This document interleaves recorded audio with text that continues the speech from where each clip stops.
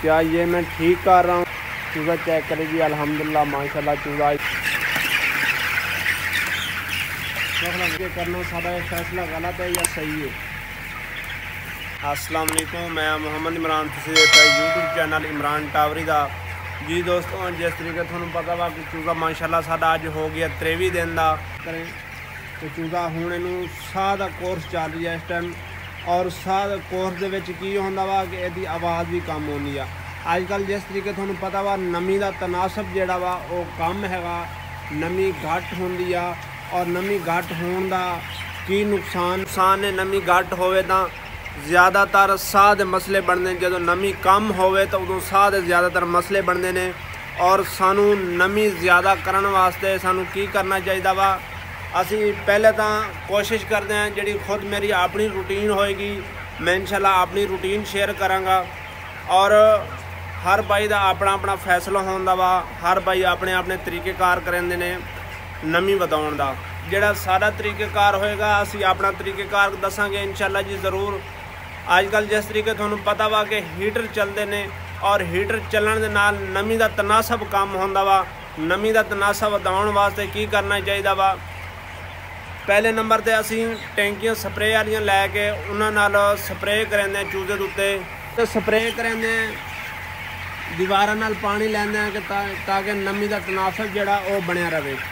अगर फिर भी ना पूरा होवे फिर सानू की करना चाहिए वा, अगर बाहर टैंपरेचर ज़्यादा वा, बाहर की निस्बत ज़्यादा वा टैंपरेचर,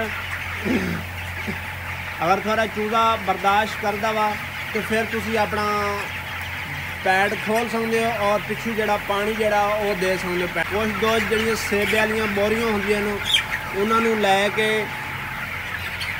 लैके वो गिलियां करके पिलरां दे नाल ला देंदे ने ताकि उन्होंने गिला करता और वो अपना आस्ता आस्ता नमी जी वो पूरी करते रहते हैं।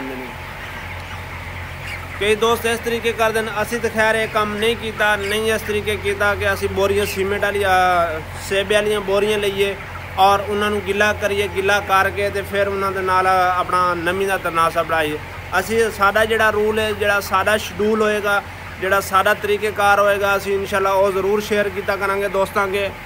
अगर साडा तो ये होंदा अगर नमी कम है तो पीछे पैड गिले कर लो, पैड गिले करके अंदरों पानी ला लो। अगर पीछे पैडा ने पासे चूज़ा नहीं छड़े होया तो उस पासे बरादा भी गिला कर दिता करें, बरादा गिला कर देंगे, फिर पिछू वेंट खोल देवांगे, फिर वो नमी का तनासब कुछ ना कुछ बेहतर हो जाएगा।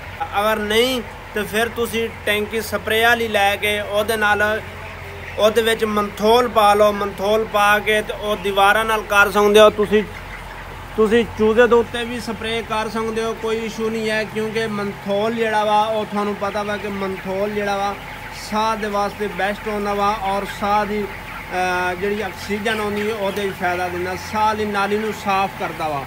इस वास्ते अगर तुसी मंथोल पा के तो स्प्रे करदे हो तो वो ज़्यादा फायदा दिंदा है। हुण असी तुहानू अपना तरीक़ेकार दस दईए, असी स्प्रेवां ते मार चुके हैं पहले पैड वाले। हुण साडा चूज़ा माशाल्लाह चेक करो तो 23 दिन का चूज़ा पूरे शैड दे विच असी खोलता वा। और हुण नमी असी किस तरीके पूरी कर रहे हैं, असी टैंकियां स्प्रे वाली मार चुके हैं। स्प्रे वाली टैंकियां मारन दे नाल फिर भी जिहड़ा वा नमी का तनासब जिहड़ा कम सी। पहली दफ़ा ये कोशिश कर रहे हैं, ट्राई कर रहे हैं, साडा ये फैसला गलत ही हो सकता वा। अगर जेड़े दोस्त इस तरीके नमी पूरी करते हैं वो सानू कमेंट दे विच ज़रूर दसन कि ये जिहड़ा असी काम कर रहे हैं पैम विच वाड़ के फील्ड लाइनां दे नाल बरादा गिला कर रहे हैं, क्या ये साडा फैसला सही है या गलत आ। जेड़े दोस्त इस चीज़ नू समझेंदे ने वो ज़रूर अपनी राय देवन कमेंट दे विच। क्या इस तरीके चूज़ा हटा के असी पैंप वाड़ के शैड दे विच बरादा गिले करन दा सानू कोई नुकसान तो नहीं? क्योंकि असी पहली दफ़ा ये ट्राई कर रहे हैं, पहली दफ़ा इस तरीके शैड दे विच पैंप वाड़ के बरादा गिला कर रहे हैं, नमी इस तरीके पूरी कर रहे हैं। नहीं तो अज तक असी ये काम नहीं किया, अज तक ये काम नहीं किया, इस तरीके बरादा गिला नहीं किया, इस तरीके नमी कभी नहीं पूरी की। असी गलत ही हो सकते हैं। अगर जेड़े दोस्त इस चीज़ नू समझेंदे ने पोल्ट्री के हवाले नाल, जेड़े इस चीज़ नू समझेंदे ने पोल्ट्री नू, क्या ये ज़रूर अपना कमेंट दे राय देवन क्या ये फैसला साडा गलत है या सही है। ਇਹ देखो जी जिथे जिथे ज़्यादा खुश्क बरादा वा ਉਹਦੇ ਨਾਲ ਅਸੀਂ ਮਾਰ ਰਹੇ ਹਾਂ पानी।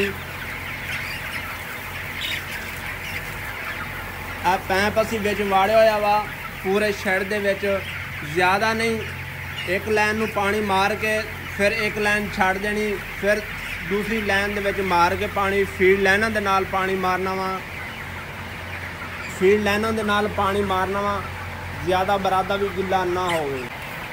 ਜਿਹੜੇ दोस्त इस चीज़ ਨੂੰ ਸਮਝਦੇ ਹਨ पोल्ट्री ਨੂੰ इस नमीकरण ਦਾ पूरा ਕਰਨ ਦਾ तरीक़ेकार सारा ਜਿਹੜਾ ਇਹ ਸਾਡਾ फैसला सही है या गलत है। उम्मीद करें कि वीडियो अच्छी लगी, अगर वीडियो अच्छी लगी है तो सारे चैनल को ज़रूर सब्सक्राइब करें और बेल आई बटन को ज़रूर दबा दें ताकि इदां दी वीडियो आप तक पहुँच रहे। तब तक के लिए अल्लाह हाफिज़।